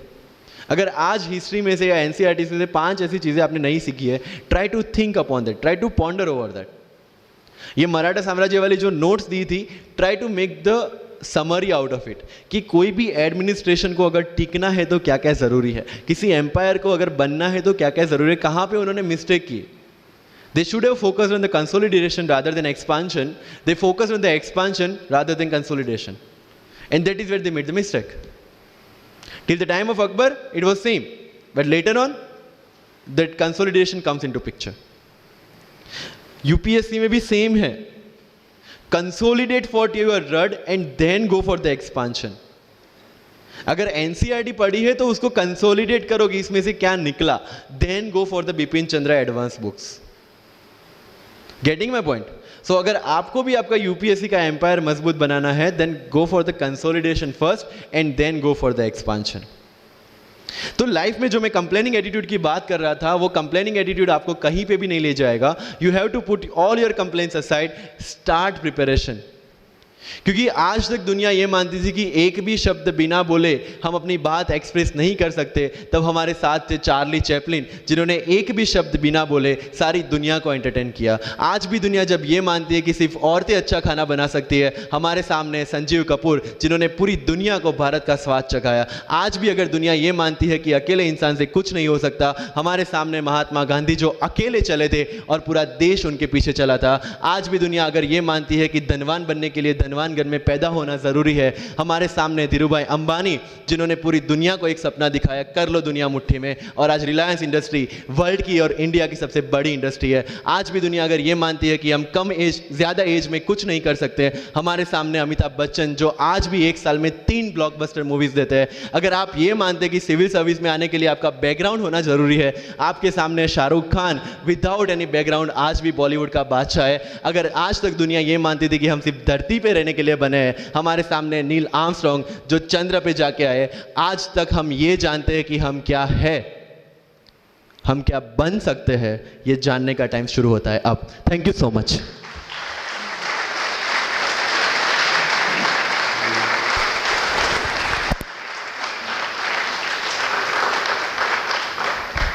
Wow, that was full power. Thank you very much, sir. So, yeah, so I would request all my volunteers to come around, and also we would like to present some Thanksgiving memento to our beloved guests. And yeah.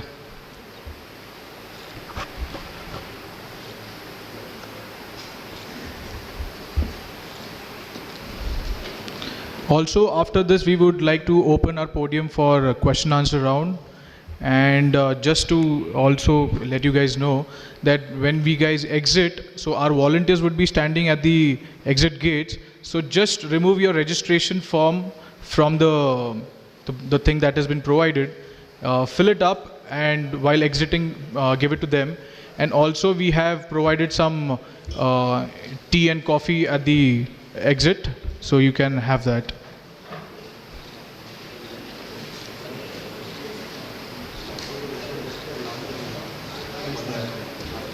Okay, so you can just drop your registration form at the registration desk while going. Yeah.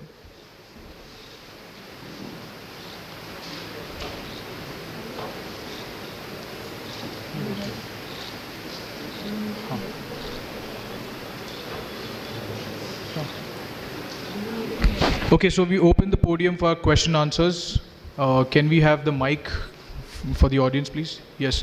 Anybody who would like to ask any question to any of our guests, please? Hello. Good afternoon, all of you. My name is Shehbaz Mania. So my question to you is, 2013 से जब syllabus change हुआ, तो 13 से 15 तक prelim का pattern अलग था और 17-18 में पैटर्न अलग था. तो सर आपका जो अटेम्प्ट है दोनों भी, वो 17 और 18 के हैं. तो आपने पहले इसका अटेम्प्ट ना देते हुए ये दोनों से कोप अप कैसे किया प्रीलिम्स? मतलब सडन चेंज था पैटर्न में, तो और आपने दोनों भी प्रीलिम्स क्लियर किए हैं. तो सर प्रीलिम्स के ऊपर थोड़ा सा एनलाइटन कीजिए. Thank you. 16 और 17 और 18 का प्रीलिम्स का पेपर पैटर्न अलग था, लेकिन वन थिंग इज दैट कि वो सबके लिए अलग था. जो 4 साल से प्रिपरेशन करी है उनके लिए भी और जो फर्स्ट टाइमर है उनके लिए भी. So you have to make one thing very clear कि जो अनसर्टेनिटी है that is part of UPSC. It's unpredictable public service commission. तो अगर इफ़ यू हैव नोटिस्ड 17 का मेंस का पैटर्न भी अलग था compare to 16. So this is just to give you a level playing field. UPSC का ये चीज़ है कि it will always equal the opportunity for everyone. तो सीनियर और फ्रेशर्स के बीच में इक्वल अपॉर्चुनिटी देने के लिए they give this unpredictability. One thing make sure, 17 का पेपर पैटर्न अलग था, 18 का तो कंप्लीटली अलग था, 19 का वी डोंट नो कि कैसा होगा. So your preparation should never get changed. आपका जो ट्रैक है जिसमें आप स्टेटिक की प्रिपरेशन कर रहे हैं और करंट अफेयर्स की प्रिपरेशन कर रहे हैं, जिस हिसाब से कर रहे हैं, follow the same, because everybody is doing the same. And whatever the change will be there in UPSC will be equal for all. वहाँ पे आपका जो ऑफिसर वाला एटीट्यूड है, नई चीज़ों को कॉप अप करना और नए चैलेंजेस को फेस करना, जो आप ऑफिस में बैठ के हर रोज़ हर घंटे करेंगे, वो यूपीएससी में करना है, राइट? तो पेपर पैटर्न चेंज होगी, that will not make that impact जितना आप उसको दिमाग से लेंगे, because everybody is facing the question paper for the first time, whoever is sitting for the UPSC prelims. तो पेपर पैटर्न नया हो या आउट ऑफ द बॉक्स हो, इट इज़ फॉर एवरीवन. जैसे फॉर एग्जाम्पल मेंस में question पूछा गया था decolonization of Malay peninsula. People got frustrated कि इतना कॉर्नर क्वेश्चन क्यों पूछा गया. आई वॉज हैप्पी कि कॉर्नर है, किसी को भी नहीं आता होगा, so relatively I am safe. UPSC is all relative, you know. तो अगर प्रीलिम्स का पेपर टफ है, सबके लिए टफ है. अगर कॉर्नर से क्वेश्चन पूछे गए, सबके लिए पूछे गए. So you should never worry about what UPSC will bring on your table. You should only worry about how much you want to eat from that, right? So unpredictably is part of the exam. Prelims में भी है, mains में भी है, and UPSC interview में तो सबसे ज़्यादा है. Why to worry about that which is not in our hand? What is in our hand? Preparation, static portion, current affairs. Give your 100% to that. That's all. Clear? Yeah. Thank you. Thank you. Any more questions? Please raise your hand if you have any.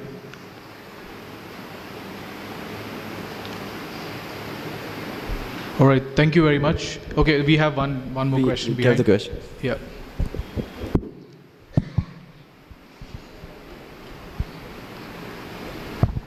Good afternoon and congratulations Mr. Safin, what you have achieved in your life. मेरा question ये है कि if I want to make my future generation IAS और आज के मैं हालात देखूं और आज की चीज़ें देखूं, तो क्या वो पॉसिबल है वो चीज़ चेंज होना जो आप लोग बोलते हैं कि you have to work for the society and you have to think change the things. मैं आप तीनों से Can you please focus on this आज के हालात? What do you mean by this आज के हालात? 5 साल पहले ऐसा हुआ कि my son was doing science और किसी ने मेरे को बोला, some was working with IAS Institute, they were training the students. तो उन्होंने बोला why don't you make your son IAS officer? तो मैं बोला I don't want to make my son IAS officer. The reason is कि मैं जो चीज़ देख रहा हूँ, कल अगर वो रिश्वत खाए और कल वो चीज़ अगर ऊपर से फ़ोन आता है और वो चीज़ नहीं हो सकी उससे और वो गलत काम करने लगे, तो मैं उसको वो चीज़ में क्यों डालूं?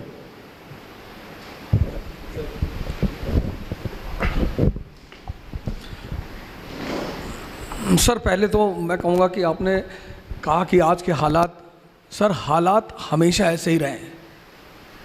अगर आप किसी का भी समय लें, किसी बड़े शख्सियत को उठाएं, पैगंबर को उठाएं, तो पैगंबर वो बने ही इसीलिए क्योंकि उन्होंने हालात का सामना किया.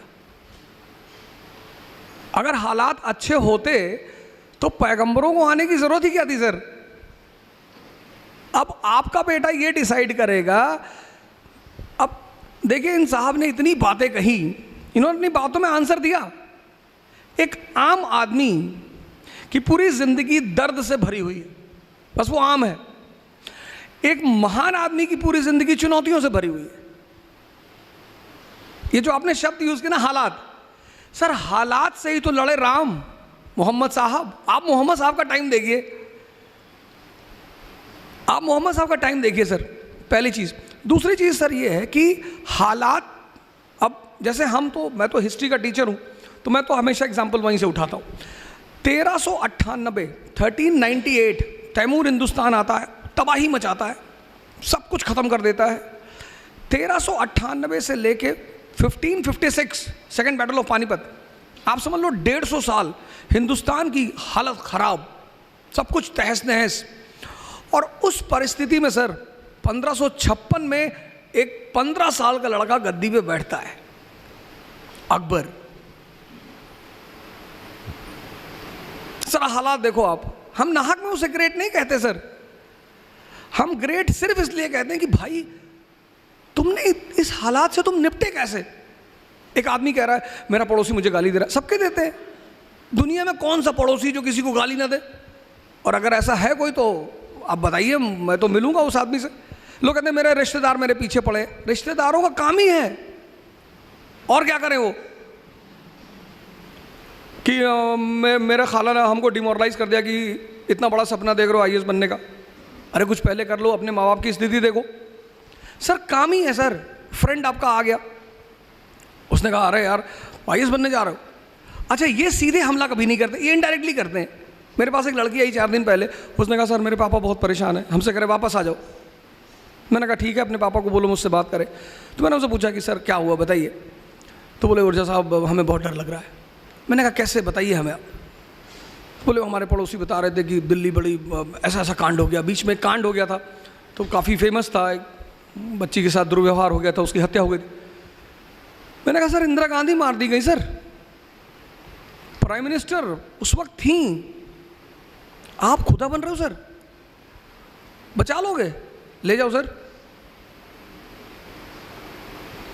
हिस्ट्री ने जिसको भी ग्रेट कहा सर, 51 साल की कैरियर में उस आदमी ने तौहीद इलाही, आज मैं तो यूपी का हूँ, इलाहाबाद का नाम बदल गया, प्रयागराज हो गया, लेकिन कभी अगर मेरी मुलाकात हमारे ऑनरेबल सीएम से होगी तो मैं उनसे बोलूँगा सर इलाहाबाद का नाम तो उसने कभी चेंज ही नहीं किया सर, उसने चेंज ही नहीं किया सर। प्रयाग आज भी वहाँ मौजूद है, प्रयाग स्टेशन, आप कभी इलाहाबाद जाएंगे तो आप देखेंगे वहाँ 2 स्टेशन है, एक इलाहाबाद स्टेशन है, एक प्रयाग स्टेशन है। तो प्रयाग तो वहाँ आज भी है sir. Allahabad is a meeting ground. जैसे मैंने आगरा के बारे में आपको बताया, तो इलाहाबाद में 2 नदियाँ आके मिलती हैं, यमुना और गंगा। तो आप पूरी नॉर्दर्न इंडिया उस नदी से कवर कर सकते हो। तो वो बेसिकली एक मिलिट्री बेस है सर। आप कभी इलाहाबाद जाओगे तो आप देखोगे गंगा के किनारे वो किला बना हुआ है, आर्मी स्टेशन है।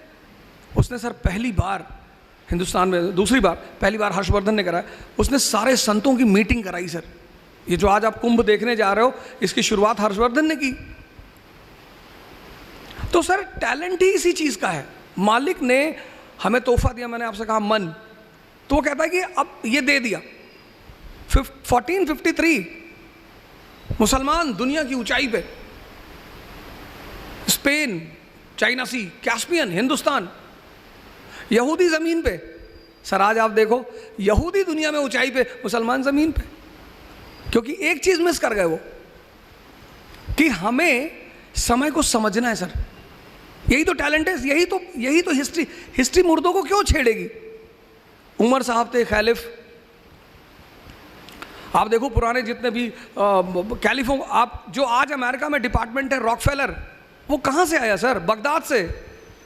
उस डिपार्टमेंट को किसने बनाया था? कैलिफ अल हारून ने। उस डिपार्टमेंट का नाम था बैतुल हिकमत। दुनिया के सारे विद्वानों को बगदाद बुलाया जाता था। मैंने तो मास्टर ब्लास्टर सचिन का नाम सुना, आज मैंने मास्टर ब्लास्टर सैफिन को देखा सर। आपके सामने इतना बड़ा एग्जाम्पल बैठा हुआ है सर। यही तो आपने अपने बेटे को गलत मना किया सर। सर मैं माफ़ी चाहता हूँ, आपको नहीं करना चाहिए था सर, क्योंकि तब आपको समझ में आता वो टैलेंट जो है ना सर, हो सकता है आपके बेटे के सामने लग जाता द ग्रेट। आज हम जिस दौर से गुजर रहे हैं सर, हो सकता है वो बंदा उस चीज़, यही तो चुनौती है सर। मैं एक जगह क्लास लेने गया, मैं अब हिस्ट्री मुझे पढ़ाना है सर, तो और मुझे यूनिटी इन डाइवर्सिटी पढ़ाना है। उन्होंने मुझसे कहा ओझा साहब आपने मुगलों की बड़ी तारीफ़ कर दी। मैंने कहा सर मैं थोड़ी करता हूँ, इतिहास करता है सर। बोले नहीं नहीं आपने कुछ ज़्यादा ही कर दी। अरे मैंने कहा किसकी कर दी सर?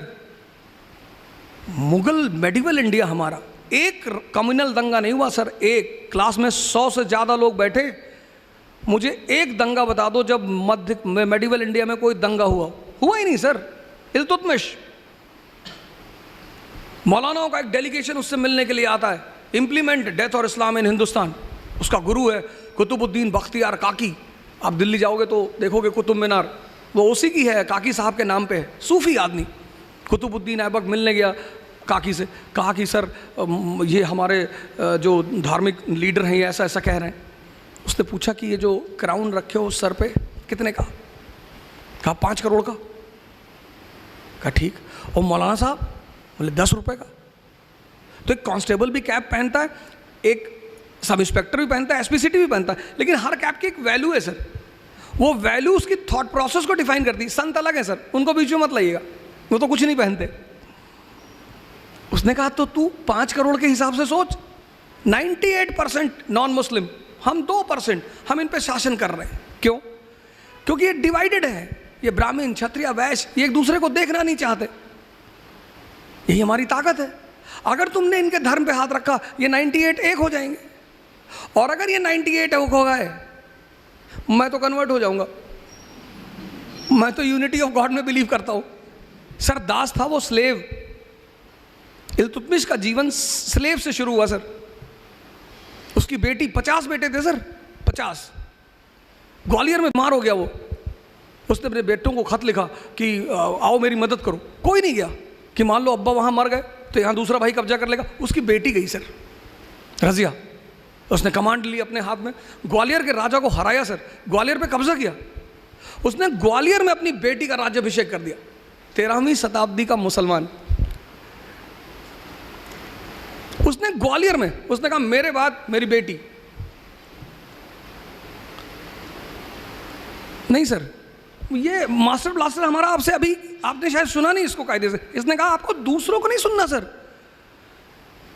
आप अपने बेटे को सर फिर से भेजिए, हो सकता है वो भारत को दूसरा अकबर मिल जाए। आज तो सर हमें ऐसे ही लोगों की जरूरत है ना सर। मैंने क्लास में कहा, शुरुआत में जब बोल रहा था, मैंने कहा सच सैफिन से मेरा एक अलग लगाव है। सोच पढ़ने से कुछ नहीं होता। तोतों को भी सिखाते राम राम, पर कोई तोता आज तक अरहत हुआ नहीं हुआ। मालिक की सबसे बड़ी गिफ्ट यही है सर। तो मैं माफ़ी चाहता हूँ, लेकिन मैं चाहूँगा कि आप अपने साहबजादे से कहें कि आप जो करना चाहें आप करें। दुनिया कुछ नहीं कर पाएगी सर। मैंने तैफ का एग्जाम्पल दिया था क्लास में। आज दुनिया का दूसरी जो सबसे बड़ी पॉपुलेशन है वो मोहम्मद साहब की फॉलोवर है सर। चुनौतियों से जो लड़े वो हीरो, और चुनौतियों को जो दर्द कहे वो आम आदमी।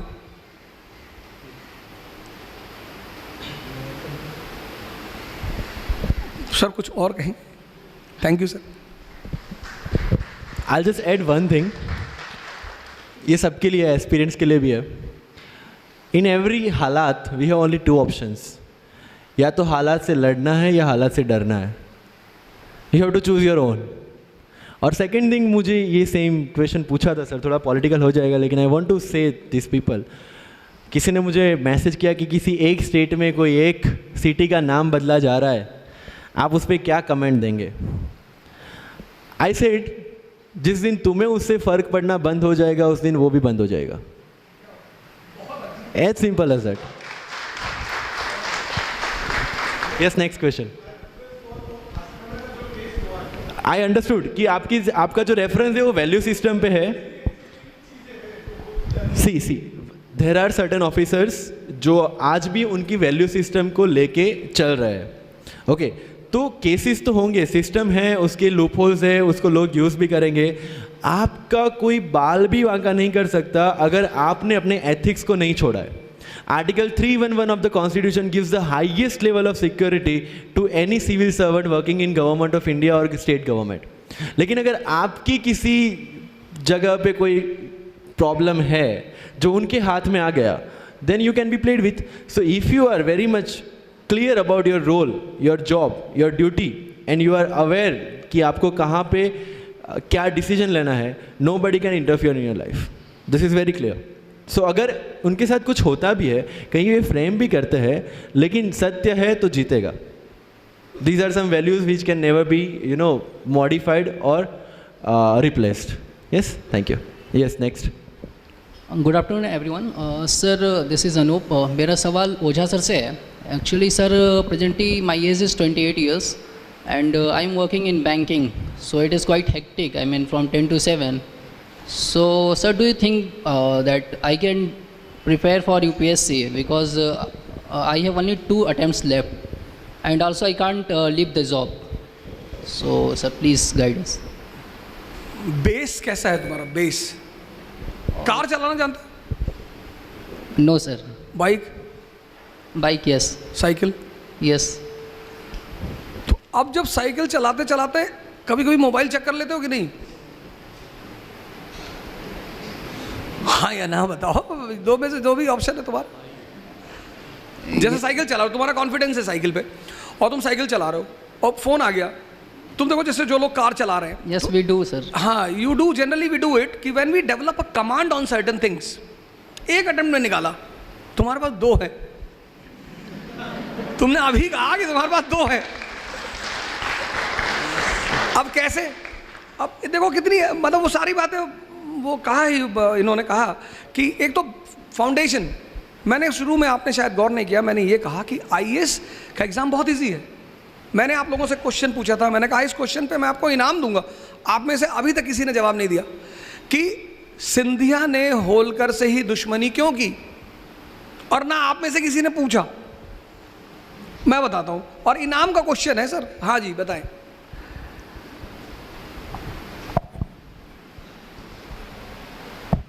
सर मैंने आई थिंक कहीं पढ़ा था, वो पानीपत से होलकर भाग के आए थे, मतलब विश्वासराव को छोड़ के आए थे शायद, ये पढ़ा था मैंने, शायद ये रीज़न हो सकता है। ठीक ठीक। और कोई?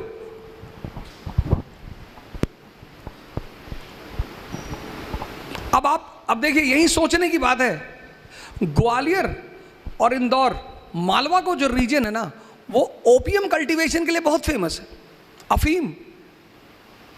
ईस्ट इंडिया कंपनी उस अफीम को सबसे ज्यादा बेच रही थी चाइना में। जैसे आज तेल अमेरिका के लिए है, ऐसे अफीम थी ईस्ट इंडिया कंपनी के लिए।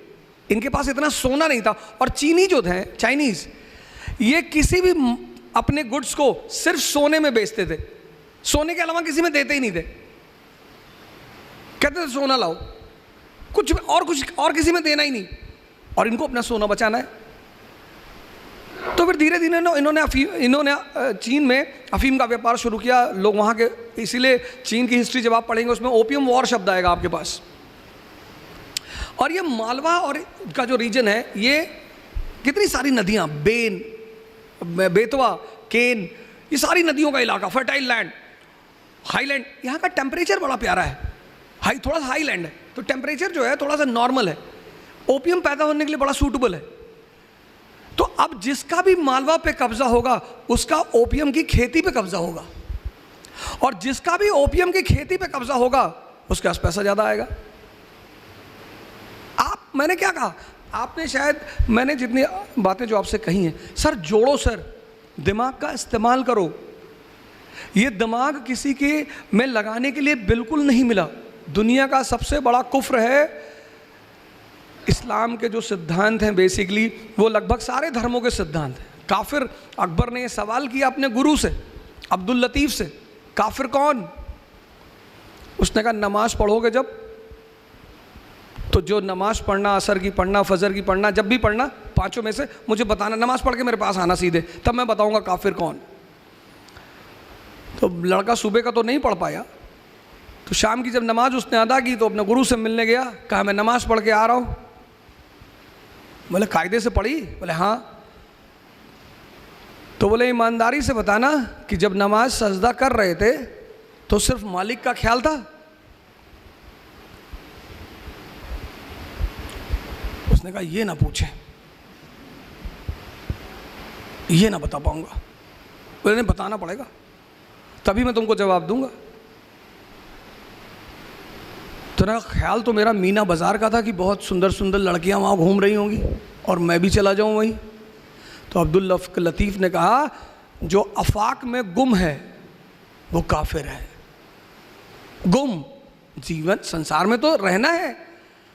अब्दुल लतीफ़ ने कहा जो अफाक में गुम है, अफाक, आप सजदा करने गए, मेरे दोस्त ने दानिश फिरोज शमसी जुमे की नमाज़ पढ़ने आते कि 5 मिनट रुको आ रहा हूँ। अब मैं कहता अब जा ही क्यों रहे हो, तुम मालिक के पास जा रहे हो, सजदा करने, जल्दी में क्यों जा रहे हो? हम प्रधानमंत्री से मिलने गए, अब मैं निकलूंगा उसकी ही मर्जी से, क्योंकि वो मालिक है देश। मैं उससे ये थोड़ी कर सकता हूँ मैं जा रहा हूँ भाई साहब, वो क्या बैठे हो, मारा बैठ, मास्टर कहाँ जा रहा है? जब तुम मालिक से मिलने जा रहे हो, नमाज पढ़ने जा रहे हो, मंदिर जा रहे हो, सर ये देखो 1000 रुपये का फ़ोन लेके चलते हैं, क्योंकि व्हाट्सएप और फेसबुक दुनिया का सबसे बड़ा दुश्मन है।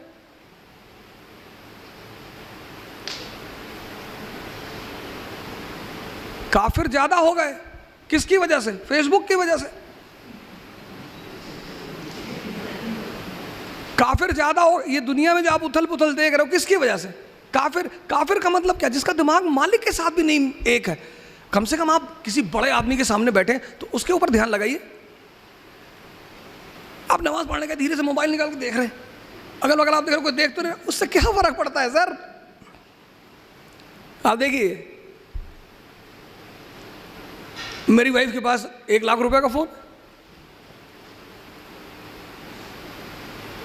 कहती है अच्छा नहीं लग रहा है। मैंने कहा सवाल अच्छे का नहीं है, सवाल दिमाग का है, बात ही तो करनी है।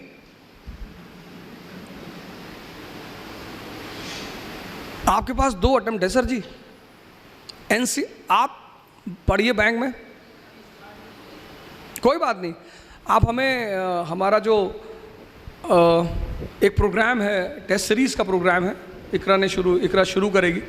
वो जो टेस्ट सीरीज़ हम शुरू करने जा रहे हैं, 60 टेस्ट, 60, 1000 क्वेश्चन पर सब्जेक्ट, हिस्ट्री में 1000, पूरी हिस्ट्री आपको क्लास में रिपीट कराएंगे, ऐसे ही क्वेश्चन देकर डिस्कस कराएंगे। और इन्होंने क्या कहा, जब आप एक क्वेश्चन पढ़ते हैं तो उस क्वेश्चन के चारों तरफ भी देख ही लीजिए। तो हमने इसमें लिखा है बुकलेट में आपने देखा होगा 1:4 का फॉर्मूला। हम एक क्वेश्चन नहीं करेंगे, इन्होंने कहा कि जब आप क्वेश्चन करते हो तो आप की देखते हो, की में तो सिर्फ एक आंसर दिया है ना, तो आप उसके अगल बगल की चीजों से बच गए। हम यहां वही करेंगे, हम उस एक क्वेश्चन पूछेंगे, उसके अगल बगल जितनी भी चीजें, हमने यहां बुद्ध की प्रतिमा लगाई इसलिए नहीं कि हम बुद्धिस्ट हैं, यहां इतने महान लोगों की फोटो लगी हुई है, एक और रख दी हमने। आपने गौर किया, आपने में से किसी ने नहीं पूछा कि साहब ये बताइए आप तीनों में से बुद्धिस्ट कौन है? हमने जानते क्यों लगाई? क्योंकि ये दुनिया का पहला पैगंबर है जो रैशनलिज्म की बात करता है। ये दुनिया का पहला पैगंबर है, रैशनलिज्म। आदमी है, मुझे अल्लाह है कि नहीं है, क्या करोगे जान के? प्रॉब्लम बताओ, मेरे बच्चे की शादी नहीं हो रही, हाँ ये बोलो ना, चले आए, वो है या नहीं है तो एक अलग सवाल है। इतनी बड़ी कायनात, इनामदार साहब इतना बड़ा इंस्टीट्यूट चला रहे, उनको हटा दो, ये चलेगा? तो ये तो सवाल ही नहीं कि हम उस पर चर्चा करें। इनामदार साहब हैं, मालिक है यहाँ के, राजा हैं यहाँ के, चला रहे ना, मैनेजमेंट कर रहे हैं ना, कितना बड़ा काम कर रहे हैं। आप कह रहे हैं, आप बताओ इनामदार साहब दुनिया है कि नहीं है? भाई इतनी बड़ी चीज़ कैसे चलेगी? कोई तो चलाएगा, उस पर तो सवाल ही नहीं। लेकिन पहले आप ये देखो क्यों ढूंढ रहे हो? सर हम चाहते हैं मेरा लड़का डॉक्टर हो जाए, तो उसको क्यों ढूंढ रहे हो? नहीं, वो आशीर्वाद सबको देता है। दुनिया, आप एक अपराधी से नफरत करते हो, वो नहीं करता, और सबको हमेशा देता रहता है। लेकिन कौन ले रहा है, ये तो फर्क, ये सबसे बड़ी चीज, ले कौन रहा? उमर साहब, कैलिफ उमर कैलिफ, बगदाद के कैलिफ। अभी सर ने हमारे कहा आज के हालात, गांव का प्रधान पिजारो से चल रहा है, बोलेरो से चल रहा है, फॉर्च्यूनर से चल रहा है। कैलिफ उमर, बगदाद के कैलिफ, ईद मनाने का पैसा नहीं। अपने खजांची से कहते हैं कि यार कुछ पैसे दे दो, बच्चों के लिए कपड़े ले लूं, अगले महीने की तनख्वाह में वापस कर दूंगा। खजांची और तेज था, उसने कहा लिख के गारंटी दे दो कि अगले महीने जिंदा रहोगे। जब वैसे राजा थे तो लोग खुश थे। और इस देश में हालात बनाए किसने? हमने। डेमोक्रेसी है, we the people of India solemnly resolve. अगर आपको अभी पता चल जाए कि मेरे ऊपर हत्या के 20 केस चल रहे, आप सब उठ के चले आओगे, इस आदमी से कुछ सुनना ही नहीं। आप जब मेरे सामने से उठ के जा रहे हो कि हत्यारा है, हम इससे कुछ नहीं सुनेंगे। सर ऐसे आदमी को संसद में क्यों बिठाते हो?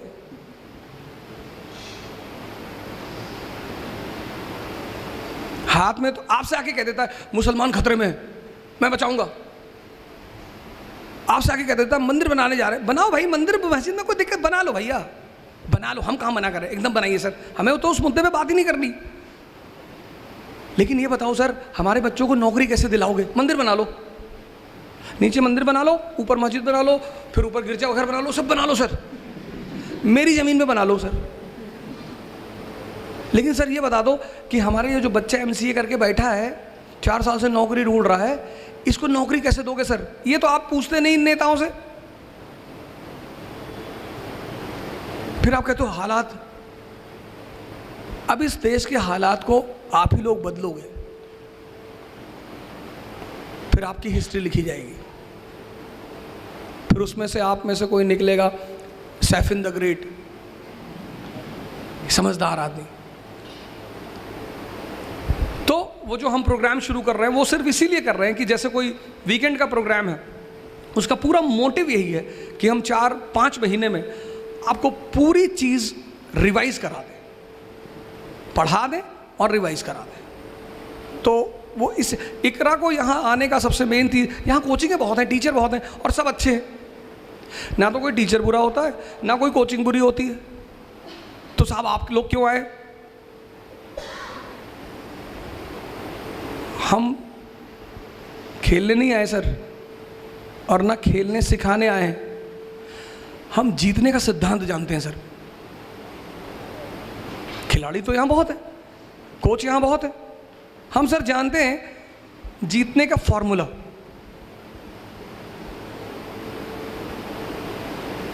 वो आपसे शेयर करने आए। इन्होंने कहा ना कंसोलिडेशन, आपने ध्यान नहीं दिया होगा उस शब्द पे। 1765 ईस्ट इंडिया कंपनी, जनाब ने पीछे से क्वेश्चन किया था, मैं आपके लिए बोल रहा हूं 1765 ईस्ट इंडिया कंपनी, बंगाल पे कब्जा, हड़बड़ाई नहीं, पहले बंगाल पे कंसोलिडेट किया। C = C, conquest = consolidation. Maratha खाए जा रहे 2 किलो चिकन खा गए, 3 किलो मटन खा गए, खाए जा रहे, भाई हजम भी तो कर ले। फिर बोले डिसेंट्री हो गई, होनी थी। अंग्रेजों ने खाया, हजम किया, जिम गए, एक्सरसाइज किया, 100 साल में पूरे देश पे कब्जा कर लिया। इसलिए मैंने आपसे शुरू ही किया यहां से बोलने के लिए। पहली चीज मैंने आपसे कहा कहानियां हैं, समझना है। दूसरी चीज मैंने आपसे कहा दिशा, डायरेक्शन, सारा खेल डायरेक्शन।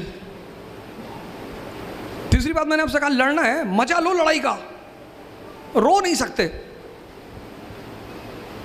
रो नहीं सकते, आप रो नहीं सकते।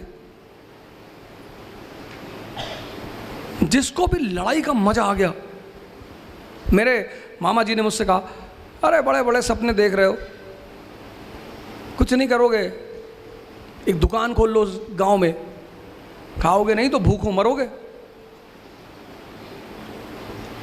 मैंने कहा भूखों नहीं मरेंगे, आपका जो धन है उसको लूटेंगे, और ऐसी बातें मत कहा करो। फिर उन्होंने मेरी माता जी से कहा बहुत बदतमीज लड़का है। सर बदतमीजी आप कर रहे हैं, एक तो आप अपने आप को मेरा अपना कहते हैं, माँ प्लस माँ, जिसमें 2 माँ लगा हुआ है, जो डबल माँ लिए हुए वो अपने बच्चे को डिमोरलाइज कर सकता है। आप ये कहो कि बेटा और मेहनत करो, उठो, आगे बढ़ो, ऐसे नहीं होगा। आप करो कुछ नहीं करवाओगे, दुकान खोल लो। तो जब आपने शुरुआत की तो मैंने आपको जवाब दिया, मैं माफी चाहता हूं उसके लिए।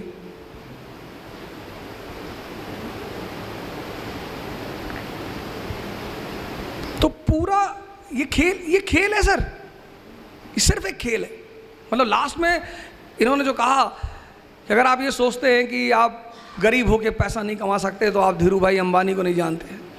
क्या बात है, आप क्यों सोचते हैं सर ऐसा? इन्होंने कहा क्या मुसलमानों के साथ डिस्क्रिमिनेशन? ये फैसल साहब खड़े मेरे घर में जाते हैं, मैं अपने घर से बेघर हूँ, मेरे घर में मेरा बर्तन अलग है। अब ब्राह्मण घर में गलती से पैदा हो गया, वो कहीं अफगानिस्तान वगैरह में पैदा होना चाहिए था मुझे, और गोश्त का मैं शौकीन हूँ, तो उन्होंने मेरे बर्तन अलग कर रखे। मेरी माता जी आती चेक करती कि कहीं इसमें ना खा ले। ये कौन सी डिस्क्रिमिनेशन, किस बात की? और जो डिस्क्रिमिनेशन करता है, आप पूछिए सामने बैठे, मैं अपने स्टूडेंटों से कहता हूँ मुझसे 2 बात कभी मत बताना, एक अपना नाम और एक तुम्हारे फादर क्या करते हैं। कुछ भी करते हो मुझे फ़र्क नहीं पड़ता, मेरा काम है सबको हेल्प करना। आपके फादर इस देश के प्रधानमंत्री हैं तो भी मैं करूँगा, आपके फादर चपरासी हैं तो भी मैं करूँगा, क्योंकि ये मेरा काम है। तो आप ठीक है, और फिर लास्ट अंतिम बात, आप जो है एवरेस्ट पे चढ़ने चाहते हो कि वहाँ से चढ़ के ऊंचाई से दुनिया देखेंगे, मज़ा लेंगे, लेकिन सर हर मज़े के साथ एक खतरा है। तो एवरेस्ट में चढ़ने पर एवलॉन्च का खतरा है।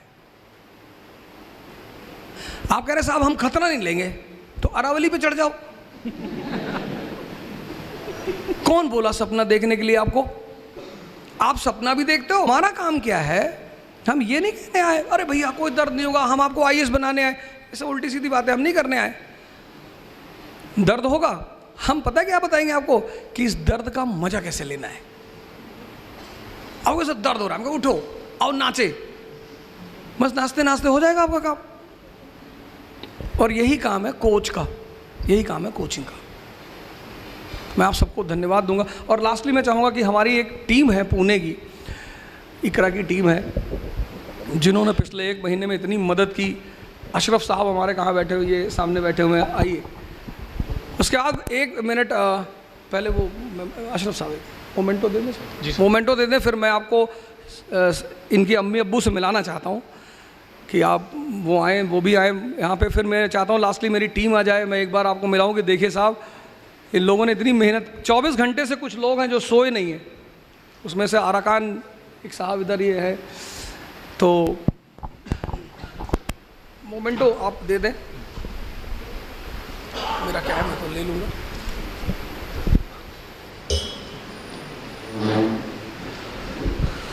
तो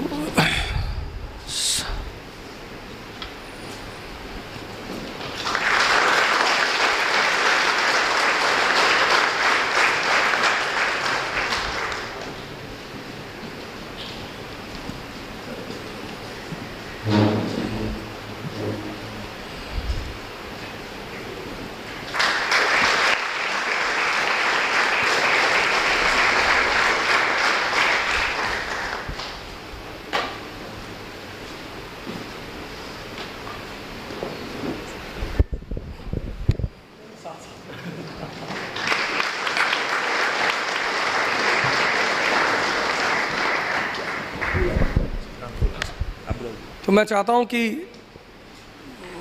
सैफिन साहब खुद अपनी अम्मी अब्बू को बुलाएं। यहाँ पे जो पेरेंट्स बैठे हैं उनके लिए एक मैसेज ये है कि अगर मेरी सक्सेस में मेरे मॉम डैड का सबसे बड़ा कंट्रीब्यूशन कोई है, हर एक माँ बाप अपने बेटे बेटियों का भविष्य सुरक्षित करने के लिए मेहनत करता है, अपनी जी जान से मेहनत करता है, लेकिन एक चीज़ उन्होंने जो स्पेशल की वो ये है, they give me the freedom to dream. तुझे जो करना है, जैसे करना है, you do, we are with you. और ये सेंस ऑफ फ्रीडम आप में सेंस ऑफ रिस्पॉन्सिबिलिटी लेके आता है, और वही चीज़ इन्होंने की। अगर उन्होंने कभी मुझे ये नहीं बोला कि तुझे डॉक्टर बनना है, इंजीनियर बनना है, या ये बनना है वो बनना है। जब मैंने उनको बोला कि मुझे ऑफिसर बनना है, yes you go and do it. जब NIT में होने के बावजूद मैंने प्लेसमेंट नहीं लिया, मैं प्लेसमेंट में बैठा ही नहीं एक भी बार, जब रिस्क लिया 1 साल UPSC प्रिपरेशन का, जब घर के हालात ऐसे थे, जब ज़्यादा मजदूरी करनी पड़ती, फिर भी दे नेवर सेड कि okay just go and study, go and get some job जिससे फाइनेंशियल हेल्प हो जाए। No, they said okay you want to do UPSC, just go and do UPSC। And that is where probably I got that freedom, and that's why I could pursue my dreams so freely. So I would like to welcome Mummy, Papa, please come on the stage.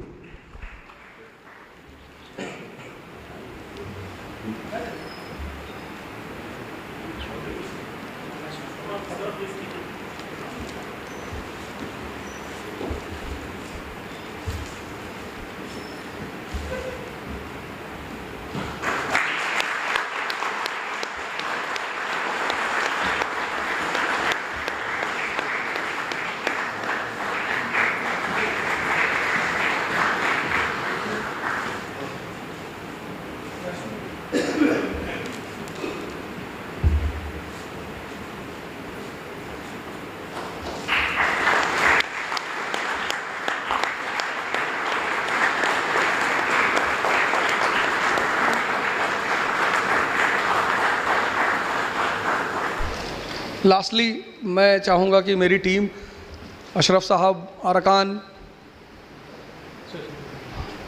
और बाकी लोग उबैद साहब और 2-3 लोगों का तो मैं नाम नहीं जानता, लेकिन मैं चाहता हूँ आप सब लोग आ जाए। रियाज भाई हमारे वो तो मतलब सर आइए।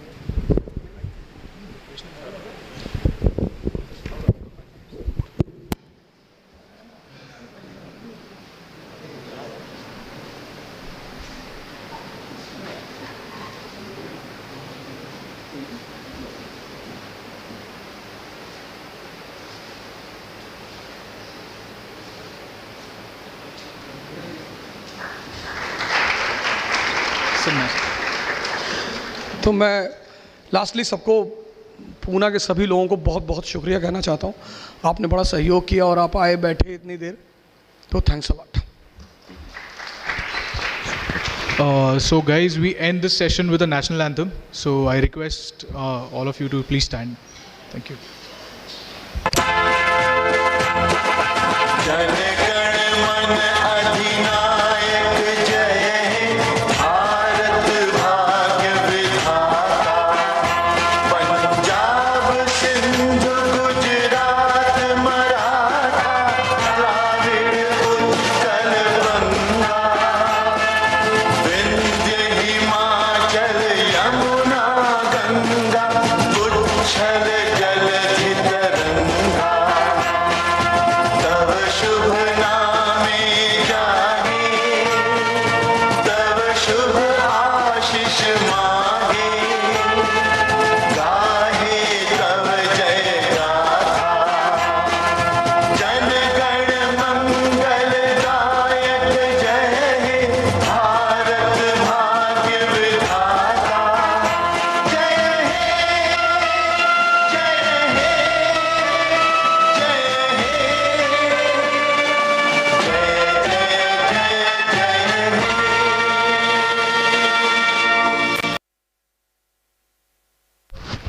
Thank you very much, all of you. So this seminar for today ends here.